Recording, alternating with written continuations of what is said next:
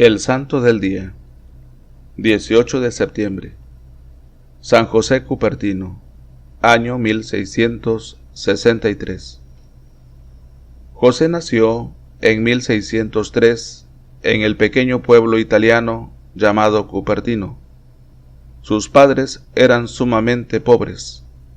El niño vino al mundo en un pobre cobertizo pegado a la casa, porque el papá, un humilde carpintero, no había podido pagar las cuotas que debía de su casa y se la habían embargado. Murió el papá y entonces la mamá, ante la situación de extrema pobreza en que se hallaba, trataba muy ásperamente al pobre niño y éste creció debilucho y distraído. Se le olvidaba hasta comer. A veces pasaba por las calles con la boca abierta mirando tristemente a la gente, y los vecinos le pusieron por sobrenombre el boquiabierta. Las gentes lo despreciaban y lo creían un poca cosa, pero lo que no sabían era que en sus deberes de piedad era extraordinariamente agradable a Dios, el cual le iba a responder luego de maneras maravillosas. A los 17 años, pidió ser admitido de franciscano, pero no fue admitido. Pidió que lo recibieran en los capuchinos y fue aceptado como hermano lego. Pero después de 8 meses, fue expulsado porque era en extremo distraído. Dejaba caer los platos cuando los llevaba para el comedor. Se lo olvidaban los oficios que le habían puesto. Parecía que estaba siempre pensando en otras cosas. Por inútil, lo mandaron para afuera. Al verse desechado, José buscó refugio en casa de un familiar suyo que era rico, pero él declaró que este joven no era bueno para nada y lo echó a la calle. Se vio entonces obligado a volver a la miseria y al desprecio de su casa. La mamá no sintió el menor placer al ver regresar a semejante inútil, y para deshacerse de él, le rogó insistentemente a un pariente que era franciscano, para que lo recibieran al muchacho como mandadero en el convento de los padres franciscanos. Sucedió entonces que en José se obró un cambio que nadie había imaginado. Lo recibieron los padres como obrero, y lo pusieron a trabajar en el establo, y empezó a desempeñarse con notable destreza en todos los oficios que le encomendaban. Pronto, con su humildad y su amabilidad, con su espíritu de penitencia y su amor por la oración, se fue ganando la estimación y el aprecio de los religiosos, y en 1625, por votación unánime de todos los frailes de esa comunidad, fue admitido como religioso franciscano.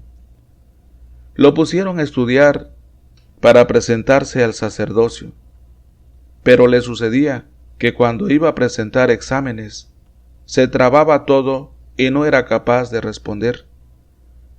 Llegó uno de los exámenes finales, y el pobre fray José, la única frase del Evangelio que era capaz de explicar completamente bien era aquella que dice: «Bendito el fruto de tu vientre, Jesús». Estaba asustadísimo, pero al empezar el examen, el jefe de los examinadores dijo: «Voy a abrir el Evangelio y la primera frase que salga será la que tiene que explicar».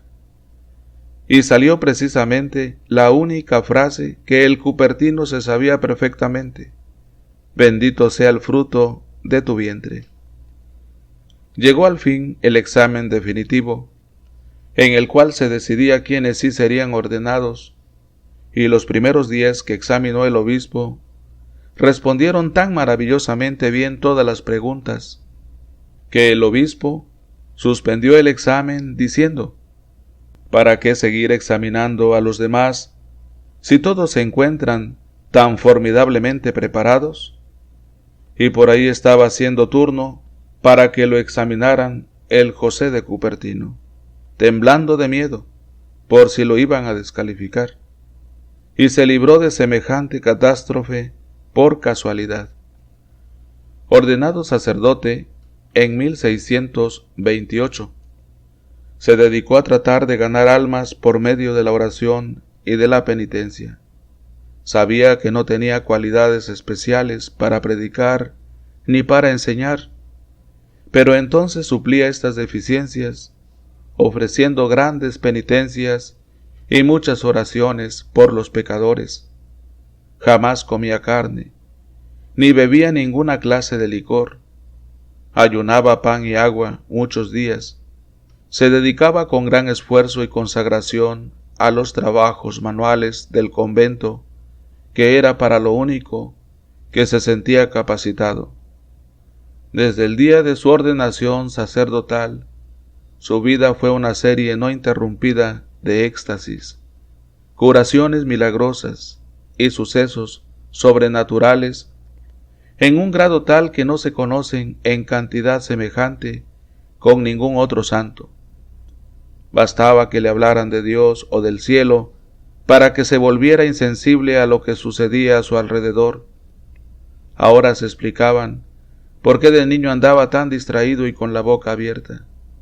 Un domingo, fiesta del Buen Pastor, se encontró un corderito, se lo echó al hombro y al pensar en Jesús Buen Pastor, se fue elevando por los aires con cordero y todo.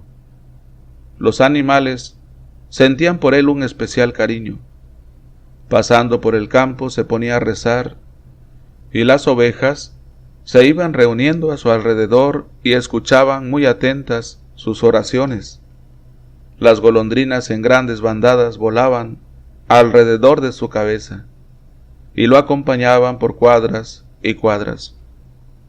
Sabemos que la Iglesia católica llama éxtasis a un estado de elevación del alma hacia lo sobrenatural, durante lo cual la persona se libra momentáneamente del influjo de los sentidos para contemplar lo que pertenece a la divinidad.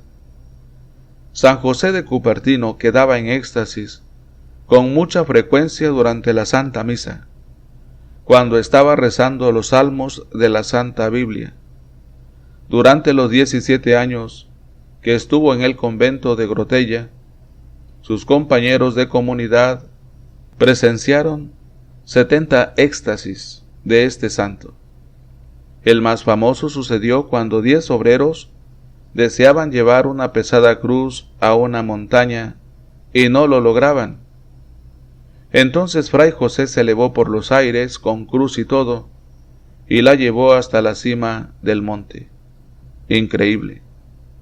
Como estos sucesos tan raros podían producir movimientos de exagerado fervor entre el pueblo, los superiores le prohibieron celebrar misa en público, ir a rezar en comunidad con los demás religiosos, asistir al comedor cuando estaban los otros ahí, y concurrir a otras sesiones públicas de devoción.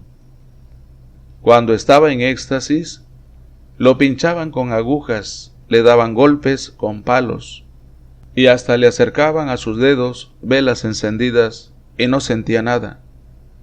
Lo único que lo hacía volver en sí era oír la voz de su superior que lo llamaba a que fuera a cumplir con sus deberes.